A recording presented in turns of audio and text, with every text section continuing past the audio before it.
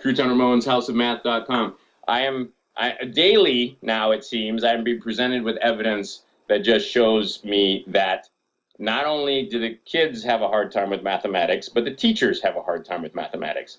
So what you're telling me, and you'd be willing to swear on a stack of Bibles, that your teacher, a teacher in a classroom, in a school in the United States, which shall remain nameless, told you that Pythagorean theorem and distance formula had nothing to do with each other.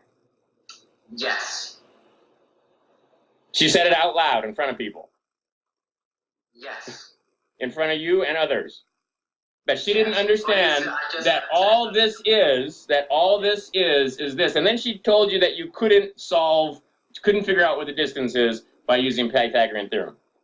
Yes. See, there was a time when that would have amazed me. I am no longer amazed. Nothing surprises me anymore. If you would like to understand Pythagorean theorem and distance formula, and how to show it to little kids and make it easy and fun, get yourself a password. Crewton Ramone's houseofmath.com for more.